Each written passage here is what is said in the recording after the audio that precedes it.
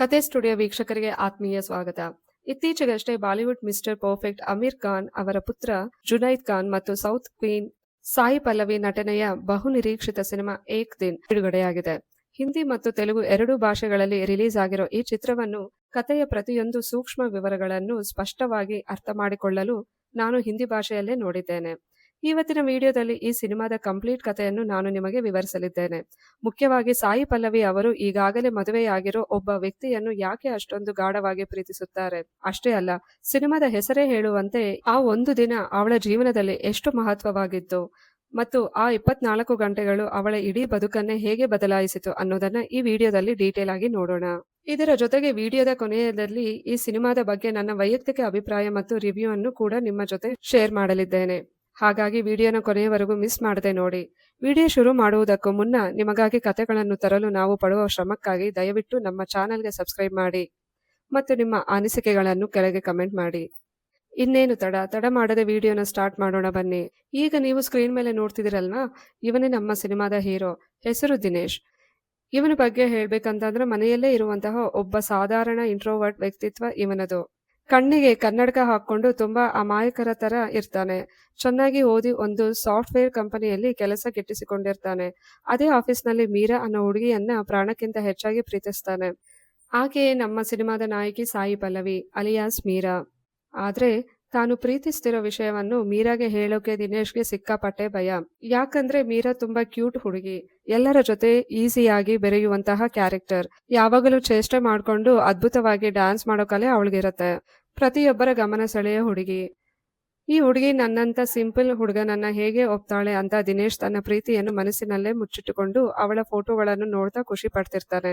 ಅಂತಹ ಟೈಮ್ನಲ್ಲೇ ಒಂದು ದಿನ ದಿನೇಶ್ ರೂಮ್ಗೆ ಮೀರಾ ಬರ್ತಾಳೆ. ನೋಡಿ, ನನ್ನ ಲ್ಯಾಪ್ಟಾಪ್ನಲ್ಲಿ ಸ್ವಲ್ಪ ಪ್ರಾಬ್ಲಮ್ ಆಗಿದೆ, ನಿಮ್ಮ ಸಿಸ್ಟಮ್ ಯೂಸ್ ಮಾಡಬಹುದಾ ಅಂತ ಕೇಳ್ತಾಳೆ. ಅವಳು ಹತ್ತಿರ ಬಂದಿದ್ದಕ್ಕೆ ದಿನೇಶ್ ಒಳಗೊಳಗೆ ಫುಲ್ ಹ್ಯಾಪಿ ಆಗ್ಬಿಡ್ತಾನೆ.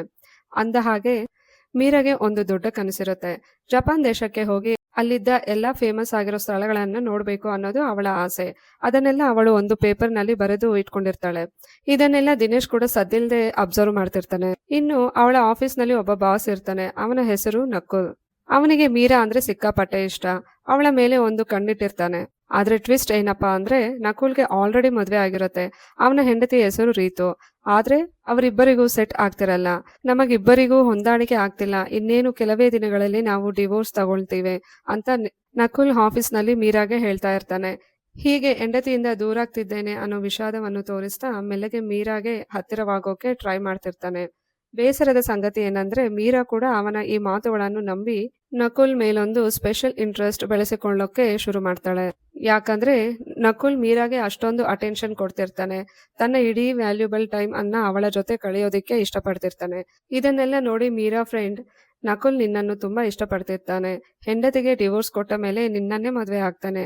ನಿನ್ನ ಲೈಫ್ ಫುಲ್ ಸೆಟ್ ಆಗುತ್ತೆ ಬಿಡು ಅಂತ ಹೇಳ್ತಾ ಇರ್ತಾಳೆ. ಆಗ ಮೀರಾ ಮನಸ್ಸಿನಲ್ಲೇ ನಾಚಿಕೆಗೊಳ್ತಾ ಇರ್ತಾಳೆ. ಅಷ್ಟೇ ಅಲ್ಲ, ನಕುಲ್ ಕೂಡ ಮೀರಾಗೆ ಎಮೋಷನಲ್ ಆಗಿ ಕನೆಕ್ಟ್ ಆಗ್ತಿರ್ತಾನೆ. ನೀನು ಬಂದ್ಮೇಲೆನೆ ನನಗೆ ಆಫೀಸ್ ನಲ್ಲಿದ್ದ ಟೆನ್ಷನ್ಸ್ ಎಲ್ಲ ಕಮ್ಮಿ ಆಗಿದೆ ಅಂತ ತನ್ನ ಪ್ರತಿಯೊಂದು ಸುಖ ದುಃಖವನ್ನು ಮೀರಾನ ಜೊತೆ ಶೇರ್ ಮಾಡ್ತಿರ್ತಾನೆ. ಆದ್ರೆ ಮೀರಾ ಮತ್ತು ನಕುಲ್ ಇಷ್ಟೊಂದು ಕ್ಲೋಸ್ ಆಗಿರೋದು ಅದೇ ಆಫೀಸ್ ನಲ್ಲಿರೋ ದಿನೇಶ್ಗೆ ಮಾತ್ರ ಸ್ವಲ್ಪನೂ ಇಷ್ಟವಾಗಲ್ಲ. ಇವರಿಬ್ಬರನ್ನ ನೋಡಿ ದಿನೇಶ್ ಒಳಗೊಳಗೆ ತುಂಬಾ ನೊಂದುಕೊಳ್ತಿರ್ತಾನೆ. ನಾನು ಆ ಹುಡುಗಿಯನ್ನ ಪ್ರಾಣಕ್ಕಿಂತ ಹೆಚ್ಚಾಗಿ ಪ್ರೀತಿಸ್ತೀನಿ, ಆದ್ರೆ ಹೇಳ್ಕೊಳಕ್ಕೆ ಧೈರ್ಯ ಇಲ್ಲ. ಇವರಿಬ್ಬರು ನೋಡಿದ್ರೆ ಹೀಗೆ ಹತ್ತಿರವಾಗ್ತಿದ್ದಾರೆ ಅಂತ ವಿಪರೀತ ಗಿಲ್ಟ್ ಹಾಗೂ ನೋವಿನಿಂದ ಒದ್ದಾಡ್ತಿರ್ತಾನೆ. ಇದೇ ಸಮಯದಲ್ಲಿ ಆಫೀಸ್ನವರೆಲ್ಲರೂ 5 ದಿನಗಳ ವೆಕೇಶನ್ ಕಳೆಯೋದಕ್ಕೆ ಅಂತ ಜಪಾನ್ ದೇಶಕ್ಕೆ ಹೊರಡ್ತಾರೆ. ಆಗ ನಕುಲ್ ಮೀರಾಗೆ ಬಂದು ಒಂದು ಸರ್ಪ್ರೈಸ್ ಕೊಡ್ತಾನೆ. ಆಫೀಸ್ನವರೆಲ್ಲ 5 ದಿನಗಳಾದ್ಮೇಲೆ ಇಂಡಿಯಾಗೆ ವಾಪಸ್ ಹೋಗ್ತಾರೆ. ಆದ್ರೆ ನಾವಿಬ್ಬರು ಮಾತ್ರ ಇಲ್ಲಿ 2 ದಿನ ಇರೋಣ, ನಿನಗೆ ಇಷ್ಟ ಬಂದ ಜಾಗಕ್ಕೆಲ್ಲ ಕರ್ಕೊಂಡು ಹೋಗ್ತೀನಿ ಅಂತ ಹೇಳ್ತಾನೆ. ಮೀರಗಂತೂ ಜಪಾನ್ ತನ್ನ ಡ್ರೀಮ್ ಪ್ಲೇಸ್ ಆಗಿದ್ದರಿಂದ ಫುಲ್ ಎಕ್ಸೈಟ್ ಆಗ್ಬಿಡ್ತಾಳೆ. ಕೊನೆಗೂ ದಿನೇಶ್, ಮೀರಾ, ನಕುಲ್ ಹಾಗೂ ಆಫೀಸ್ ಗ್ಯಾಂಗ್ ಎಲ್ಲ ಜಪಾನ್ ತಲುಪ್ತಾರೆ. ಎಲ್ಲರೂ ಸಿಕ್ಕಾಪಟ್ಟೆ ಎಂಜಾಯ್ ಮಾಡ್ತಾ ಚಿಲ್ ಮಾಡ್ತಿರ್ತಾರೆ. ಆದ್ರೆ ಎಲ್ಲರೂ ನಗ್ನಗ್ತಾ ಖುಷಿಯಾಗಿದ್ರೆ ದಿನೇಶ್ ಮಾತ್ರ ಮೀರಾ ಮತ್ತು ನಕುಲ್ ಒಟ್ಟಿಗೆ ಇರೋದನ್ನ ನೋಡಿ ದೂರ ನಿಂತು ಒಂಟಿಯಾಗಿ ಕಣ್ಣೀರಾಗ್ತಿರ್ತಾನೆ. ಎಲ್ಲವೂ ಚೆನ್ನಾಗಿ ನಡೀತಿದೆ ಅನ್ನೋವಾಗ್ಲೇ ಕತೆಗೆ ದೊಡ್ಡ ಟ್ವಿಸ್ಟ್ ಸಿಗುತ್ತೆ. ಇದ್ದಕ್ಕಿದ್ದಂತೆ ಅಲ್ಲಿಗೆ ನಕುಲ್ ಹೆಂಡತಿ ರೀತು ಎಂಟ್ರಿ ಕೊಡ್ತಾಳೆ. ರೀತು ಬಂದ ತಕ್ಷಣ ನಕುಲ್ನ ಜೋರಾಗಿ ಹಗ್ ಮಾಡ್ಕೊಂಡು ನಗ್ನಗ್ತಾ ಪ್ರೀತಿಯಿಂದ ಮಾತಾಡೋಕೆ ಶುರು ಮಾಡ್ತಾಳೆ. ಇದನ್ನು ನೋಡಿ ಇಡೀ ಆಫೀಸ್ ಗ್ಯಾಂಗ್ ಬೆಚ್ಚಿ ಬೀಳ್ತಾರೆ. ಇವರಿಬ್ಬರನ್ನ ನೋಡಿದ್ರೆ ಎಲ್ಲೂ ಡಿವೋರ್ಸ್ ತಗೋ ಹಾಗೆ ಕಾಣ್ತಿಲ್ವಲ್ಲ. ನಕುಲ್ ಇಷ್ಟು ದಿನ ಆಫೀಸ್ನಲ್ಲಿ ಎಲ್ಲರಿಗೂ ಸುಳ್ಳು ಹೇಳಿದ್ರ, ಮೀರನ ನಂಬಿಸಿ ವಂಚಿಸಿದ್ನ ಅನ್ನೋದು ಮೀರಾ ಫ್ರೆಂಡ್ಗೆ ಅರ್ಥ ಆಗ್ಬಿಡತ್ತೆ. ನಕುಲ್ ತನ್ನ ಹೆಂಡತಿಯೊಂದಿಗೆ ಇರೋದನ್ನ ನೋಡಿದ ಮೀರಾಗೆ ತಲೆ ತಿರುಗಿದಂತಾಗುತ್ತೆ. ಎಲ್ಲಕ್ಕಿಂತ ದೊಡ್ಡ ಶಾಕ್ ಏನಂದ್ರೆ ರೀತು ಈಗ 4 ತಿಂಗಳುಗಳ ಪ್ರೆಗ್ನೆಂಟ್. ಈ ಸತ್ಯ ಮೀರಾಗೆ ಗೊತ್ತಾಗುತ್ತೆ. ಇದನ್ನು ಕೇಳಿ ಮೀರಾಗೆ ನಕುಲ್ ಮೇಲೆ ವಿಪರೀತ ಕೋಪ ಮತ್ತು ತನ್ನ ಮೇಲೆ ತನಗೆ ಅಸಹ್ಯ ಹುಟ್ಟುತ್ತೆ. ಇಂಥ ನಯವಂಚಕನನ್ನ ನಾನು ಪ್ರೀತಿಸಿದ್ದು ಅಂತ ಫುಲ್ ಡಿಪ್ರೆಷನ್ಗೆ ಹೋಗ್ಬಿಡ್ತಾಳೆ.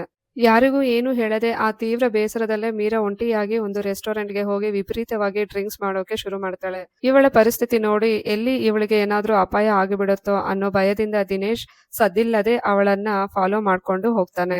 ಮೀರಾ ಫುಲ್ ಆಗಿ ಕುಡಿದು ತೇಲಾಡ್ತಾ ಯಾರು ಇಲ್ಲದ ಒಂದು ರಸ್ತೆ ಬದಿಯ ನಿರ್ಜನ ಪ್ರದೇಶಕ್ಕೆ ಬಂದು ಸುಸ್ತಾಗಿ ಬಿದ್ದು ಬಿಡ್ತಾಳೆ. ಅಲ್ಲಿ ವಿಪರೀತವಾಗಿ ಮಂಜು ಬೀಳ್ತಾ ಇರೋದ್ರಿಂದ ಮೀರಾ ದಾರಿ ತಪ್ಪಿ ಎಲ್ಲಿಗೋ ಹೊರಟು ಹೋಗ್ತಾಳೆ.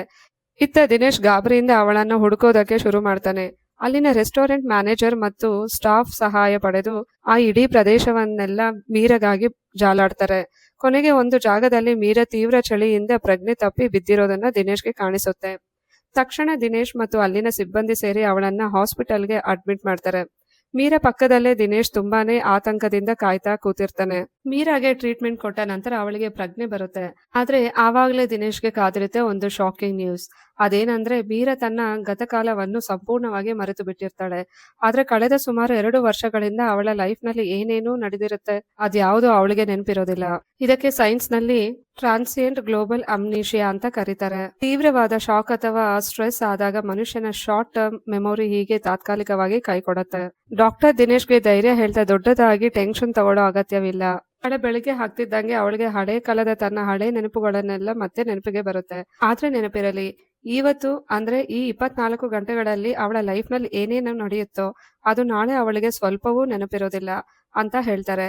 ಡಾಕ್ಟರ್ ಹೇಳಿದ್ದನ್ನೆಲ್ಲ ಕೇಳಿ ದಿನೇಶ್ ಒಂದು ಕಡೆ ಭಯ ಪಡ್ತಾ ಇರ್ತಾನೆ, ಇನ್ನೊಂದ್ ಕಡೆ ಯೋಚನೆಗೆ ಬೀಳ್ತಾನೆ. ಅಷ್ಟರಲ್ಲೇ ಕಣ್ಣು ಬಿಟ್ಟ ಮೀರಾ, ನಾನು ಎಲ್ಲಿದ್ದೀನಿ, ಇಲ್ಲಿಗೆ ಯಾಕೆ ಬಂದೆ ಅಂತ ಕೇಳ್ತಾ ಎದ್ದು ಕುಳ್ತಾಳೆ. ಅಲ್ಲೇ ಇದೆ ದಿನೇಶ್ನ ನೋಡಿ ಇವನ್ ಯಾರು ಅಂತ ಅಪರಿಚಿತರ ತರ ನೋಡ್ತಾಳೆ. ಆಗ ಡಾಕ್ಟರ್ ಮೀರಾಗೆ ಸಮಾಧಾನ ಮಾಡಿ ಅವಳಿಗೆ ಆಗಿರೋ ಕಾಯಿಲೆಯ ಬಗ್ಗೆ ಎಕ್ಸ್ಪ್ಲೈನ್ ಮಾಡ್ತಾರೆ. ನಿಮಗೆ ಒಂದು ದಿನದ ಮಟ್ಟಿಗೆ ಹಳೆ ನೆನಪುಗಳೆಲ್ಲ ಮರೆತು ಹೋಗಿದೆ ಅಷ್ಟೇ. ಅಂದ ಹಾಗೆ ಇವನು ನಿಮ್ಮ ಬಾಯ್ ಫ್ರೆಂಡ್ ಅಲ್ವಾ?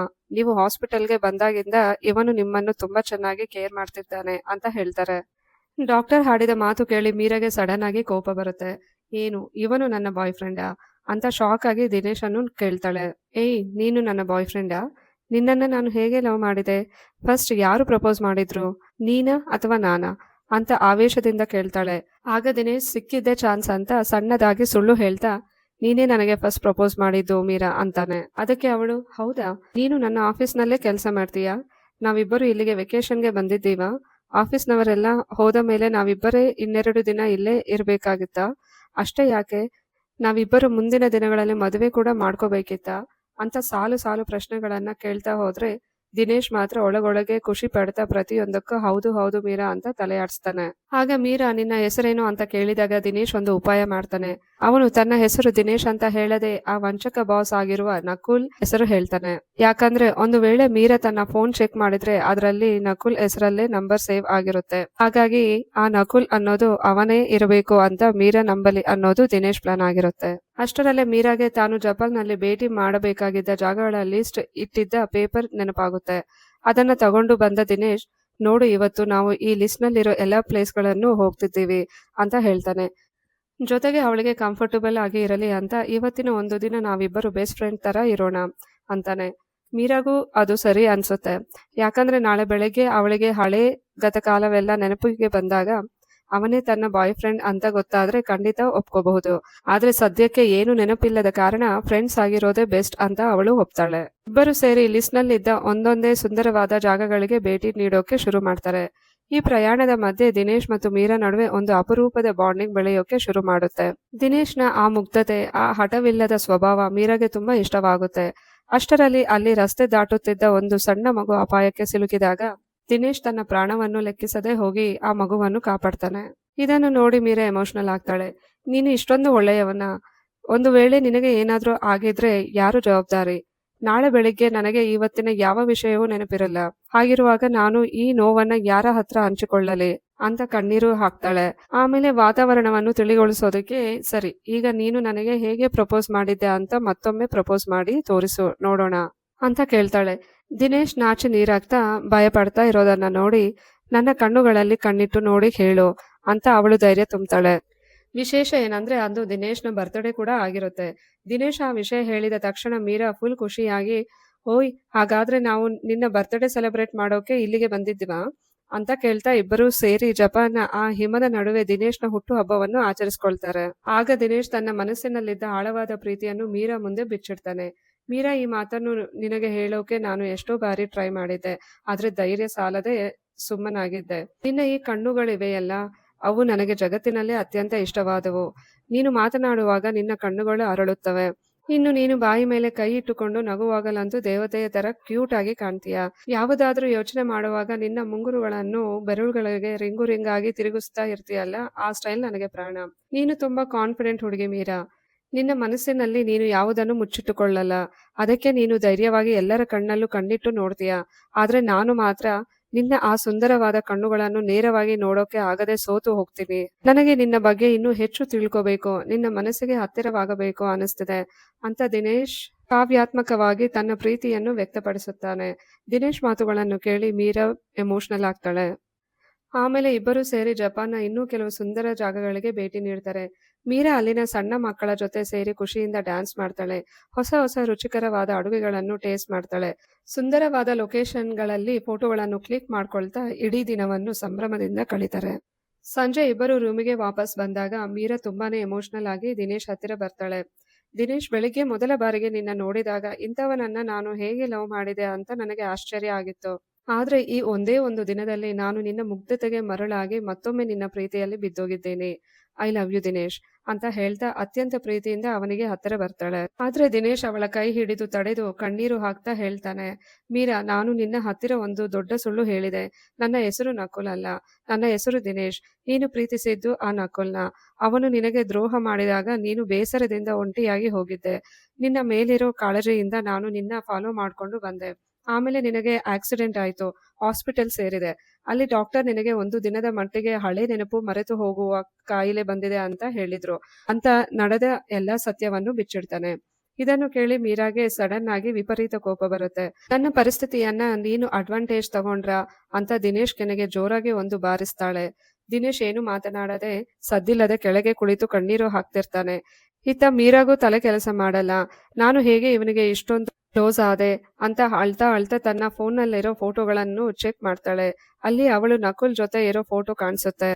ತಕ್ಷಣ ಮೀರಾ ನಕುಲ್ಗೆ ಫೋನ್ ಮಾಡಿ, ನಾನು ಇಲ್ಲಿ ಜಪಾಲ್ನಲ್ಲಿ ಒಬ್ಬ ಹುಡುಗನ ಜೊತೆ ಇದ್ದೀನಿ, ನೀನು ಎಲ್ಲಿದ್ದೀಯಾ ಅಂತ ಕೇಳ್ತಾಳೆ. ಅದಕ್ಕೆ ನಕುಲ್ ಕಿಡಿಕಾರುತ್ತಾ, ಮೀರಾ, ನೀನು ಯಾಕೆ ನನಗೆ ಪದೇ ಪದೇ ಫೋನ್ ಮಾಡಿ ಕಾಟ ಕೊಡ್ತೀಯಾ? ನಾನು ನನ್ನ ಹೆಂಡತಿ ಜೊತೆ ಇದ್ದೀನಿ ಅಂತ ಫೋನ್ ಕಟ್ ಮಾಡ್ತಾನೆ. ಆಗ ಮೀರಾಗೆ ಹಸಿ ಸತ್ಯದ ದರ್ಶನವಾಗುತ್ತೆ. ತಾನು ಪ್ರೀತಿಸಿದ ವ್ಯಕ್ತಿಗೆ ಆಲ್ರೆಡಿ ಮದುವೆಯಾಗಿದೆ ಅನ್ನೋದು ಕನ್ಫರ್ಮ್ ಆಗುತ್ತೆ. ಮೀರಾ ನಿಧಾನವಾಗಿ ದಿನೇಶ್ ಹತ್ತಿರ ಬಂದು ಕೇಳ್ತಾಳೆ, ದಿನೇಶ್, ನೀನು ನನ್ನ ಯಾವುದೇ ಅಡ್ವಾಂಟೇಜ್ ತಗೊಳ್ಳಿಲ್ಲ. ಕೇವಲ ಒಬ್ಬ ಒಳ್ಳೆಯ ಫ್ರೆಂಡ್ ಆಗಿ ನನ್ನ ಜೊತೆಗಿದ್ದೆ ಅಲ್ವಾ? ಆದ್ರೆ ನಾನೇಕೆ ಆ ನಕುಲ್ನ ಪ್ರೀತಿಸಿದೆ? ಏನಾಯ್ತು ಅಂತ ನಿನಗೆ ಗೊತ್ತಿದ್ರೆ ದಯವಿಟ್ಟು ಹೇಳು ಅಂತಾಳೆ. ಆಗ ದಿನೇಶ್ ಹೇಳ್ತಾನೆ, ನಕುಲ್ಗೆ ಆಲ್ರೆಡಿ ಮದುವೆಯಾಗಿದೆ. ಅವನ ಹೆಂಡತಿ ಈಗ 4 ತಿಂಗಳ ಪ್ರೆಗ್ನೆಂಟ್. ಆದ್ರೆ ಅವನು ಆ ವಿಷಯ ನಿನ್ನಿಂದ ಮುಚ್ಚಿಟ್ಟು ನಾವಿಬ್ಬರು ಡಿವೋರ್ಸ್ ತಗೊಳ್ತಿದ್ದೀವಿ ಅಂತ ನಿನ್ನ ನಂಬಿಸಿದ್ದ. ಆದ್ರೆ ವೆಕೇಶನ್ ನಲ್ಲಿ ಸಡನ್ ಆಗಿ ಅವನ ಹೆಂಡತಿ ಸರ್ಪ್ರೈಸ್ ಕೊಟ್ಟಾಗ ನಿನಗೆ ಸತ್ಯ ಗೊತ್ತಾಗಿ ಹರ್ಟ್ ಆಯ್ತು. ಆ ಬೇಸರದಲ್ಲೇ ನೀನು ಕುಡಿದು ಪ್ರಜ್ಞೆ ತಪ್ಪಿ ಬಿದ್ದೆ. ನಿನ್ನ ಪ್ರಾಣಕ್ಕೆ ಏನಾದ್ರೂ ಅಪಾಯ ಆಗುತ್ತೋ ಅನ್ನೋ ಭಯದಿಂದ ನಾನು ನಿನ್ನ ಹಿಂದೆ ಬಂದೆ ಅಂತ ಇಡೀ ಕಥೆಯನ್ನು ಹೇಳ್ತಾನೆ. ಈಗ ಮೀರಾಗೆ ದಿನೇಶ್ ಮೇಲಿದ್ದ ಕೋಪ ಕರಗಿ ಅವನ ಮೇಲಿನ ಗೌರವ ಮತ್ತು ಪ್ರೀತಿ 100ರಷ್ಟು ಹೆಚ್ಚಾಗುತ್ತೆ. ಅವಳು ದಿನೇಶ್ ಕೈಗಳನ್ನು ಗಟ್ಟಿಯಾಗಿ ಹಿಡಿದುಕೊಂಡು ಎಮೋಷನಲ್ ಆಗಿ ಹೀಗೆ ಹೇಳ್ತಾಳೆ, ದಿನೇಶ್, ನನ್ನ ಜೀವನ ಪೂರ್ತಿ ನಾನು ಬಯಸಿದ್ದು ಇಂತಹದ್ದೇ ಪ್ಯೂರ್ ಆದ ಪ್ರೀತಿಯನ್ನು. ನೀನು ಲೈಫ್ ಲಾಂಗ್ ನನ್ನ ಜೊತೆಯಲ್ಲೇ ಇರ್ತೀಯ ಅಲ್ವಾ ಅಂತ ಕೇಳ್ತಾಳೆ. ಆದರೆ ದಿನೇಶ್ ಅತ್ಯಂತ ಭಾರವಾದ ಮನಸ್ಸಿನಿಂದ, ಅದು ಸಾಧ್ಯವಿಲ್ಲ ಮೀರಾ. ಯಾಕಂದ್ರೆ ನಾಳೆ ಬೆಳಿಗ್ಗೆ ನೀನು ಕಣ್ಣು ಬಿಡುವಾಗ ಇವತ್ತಿನ ಈ ಇಡೀ ದಿನವನ್ನು ಸಂಪೂರ್ಣವಾಗಿ ಮರೆತು ಬಿಡ್ತೀಯ. ನಿನಗೆ ಈ ದಿನದ ಯಾವ ನೆನಪು ಇರಲ್ಲ ಅಂತಾನೆ. ಅದಕ್ಕೆ ಮೀರಾ ಒಪ್ಪಲ್ಲ. ಇಲ್ಲ, ನೀನು ನನಗೆ ನಾಳೆ ಬೆಳಿಗ್ಗೆ ಇದನ್ನೆಲ್ಲವನ್ನು ನೆನಪಿಸೋಕೆ ಟ್ರೈ ಮಾಡು, ನಾನು ನೆನಪಿಟ್ಟುಕೊಳ್ತೀನಿ ಅಂತಾಳೆ.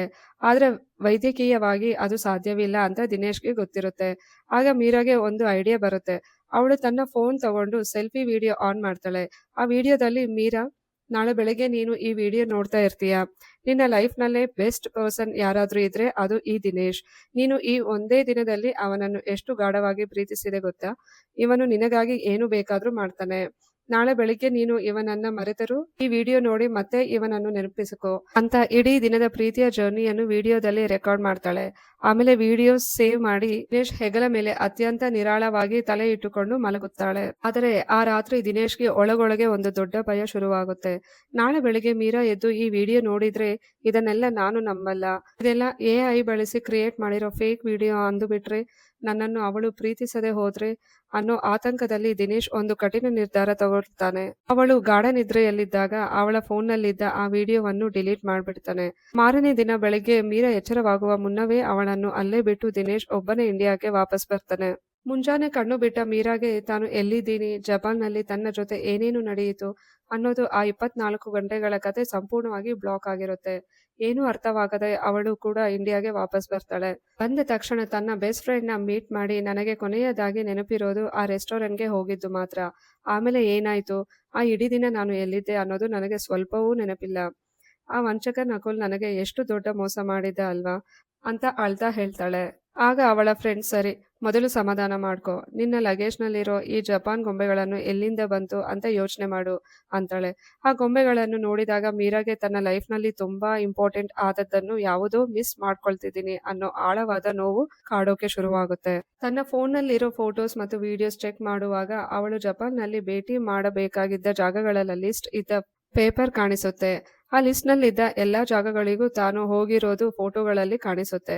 ಆದರೆ ಆಶ್ಚರ್ಯ ಏನಂದ್ರೆ ಪ್ರತಿಯೊಂದು ಫೋಟೋದಲ್ಲೂ ಯಾರೋ ಒಬ್ಬ ವ್ಯಕ್ತಿ ಅವಳ ಕೈ ಹಿಡಿದುಕೊಂಡಿರೋದು ಸೂಕ್ಷ್ಮವಾಗಿ ಗಮನಕ್ಕೆ ಬರುತ್ತೆ. ಯಾರಿವನು? ಆ ದಿನ ಪೂರ್ತಿ ನಾನು ಇವನ ಜೊತೆಯಲ್ಲೇ ಇದ್ದೇನಾ? ನನಗೆ ಏನಾಗಿತ್ತು ಅಂತ ಹುಡುಕಾಡುವಾಗ ಅವಳ ಬ್ಯಾಗ್‌ನಲ್ಲಿ ಜಪಾನ್ ಹಾಸ್ಪಿಟಲ್‌ನ ಮೆಡಿಕಲ್ ಡಾಕ್ಯುಮೆಂಟ್ಸ್ ಸಿಗುತ್ತೆ. ತಕ್ಷಣ ಆ ಹಾಸ್ಪಿಟಲ್‌ಗೆ ಫೋನ್ ಮಾಡಿ ತನ್ನನ್ನು ಟ್ರೀಟ್ ಮಾಡಿದ ಲೇಡಿ ಡಾಕ್ಟರ್ ಹತ್ತಿರ ವಿಚಾರಿಸ್ತಾಳೆ. ಆಗ ಡಾಕ್ಟರ್ ಅಂದು ಸಡನ್ ಆಗಿ ಆದ ಶಾಕ್‌ನಿಂದ ನಿಮಗೆ ತಾತ್ಕಾಲಿಕವಾಗಿ 1 ಡೇ ಮೆಮೊರೀಸ್ ಲಾಸ್ ಆಗಿತ್ತು. ನಿಮ್ಮ ಜೊತೆ ನಿಮ್ಮ ಬಾಯ್ ಫ್ರೆಂಡ್ ಬಂದಿದ್ದರಲ್ವಾ, ಅವರು ಇದನ್ನೆಲ್ಲ ನಿಮಗೆ ಹೇಳಿಲ್ವಾ ಅಂತ ಕೇಳ್ತಾರೆ. ಮೀರಾ ಗಾಬರಿಯಿಂದ ಅವರ ಹೆಸರೇನು, ಅವರ ನಂಬರ್ ಇದೆಯಾ ನಿಮ್ಮ ಹತ್ರ ಅಂತ ಕೇಳ್ತಾಳೆ. ಡಾಕ್ಟರ್ ನಂಬರ್ ಇಲ್ಲ, ಆದರೆ ಅವರು ತುಂಬಾ ಎತ್ತರವಾಗಿದ್ದು ಕಣ್ಣಿಗೆ ಕನ್ನಡಕದ ಹಾಕಿದ್ರು.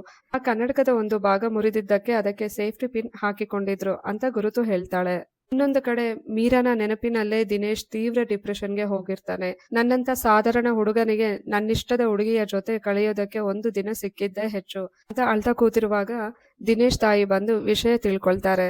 ಮಗನಿಗೆ ಧೈರ್ಯ ತುಂಬುತ್ತಾ, ಒಂದೇ ಒಂದು ದಿನದಲ್ಲಿ ಆ ಹುಡುಗಿ ನಿನ್ನನ್ನು ಅಷ್ಟೊಂದು ಪ್ರೀತಿಸಿದ್ದಾಳೆ ಅಂದ್ರೆ ನೀನು ಎಷ್ಟು ಅದ್ಭುತವಾದ ವ್ಯಕ್ತಿ ಇರಬೇಡ. ನೀನೇನು ಹೆದರಬೇಡ. ಹೋಗಿ ಅವಳನ್ನು ಮತ್ತೊಮ್ಮೆ ಭೇಟಿ ಮಾಡು. ನಿನ್ನ ಮುಗ್ಧತೆಯಿಂದ ಅವಳು ಖಂಡಿತ ನಿನ್ನನ್ನು ಮತ್ತೊಮ್ಮೆ ಪ್ರೀತಿಸುವಂತೆ ಮಾಡು ಅಂತ ಕಳುಹಿಸಿಕೊಡ್ತಾರೆ. ತಾಯಿಯ ಮಾತಿನಿಂದ ಧೈರ್ಯ ತಂದುಕೊಂಡು ದಿನೇಶ್ ಮೀರನನ್ನು ಹುಡುಕಿಕೊಂಡು ಹೊರಡ್ತಾನೆ.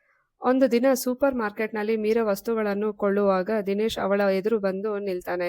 ಹಿಂದೆ ಅವಳ ಮುಗ್ಧ ದಿನಗಳಲ್ಲಿ ಹೇಗೆ ಪ್ರಪೋಸ್ ಮಾಡಿರ್ತಾನೋ ಅದೇ ರೀತಿ ಮುಗ್ಧಾಗಿ ಪ್ರಪೋಸ್ ಮಾಡಿ, ನಾಳೆ ಲಂಚ್‌ಗೆ ಸಿಗೋಣವಾ ಮೀರಾ ಅಂತ ಕೇಳ್ತಾನೆ.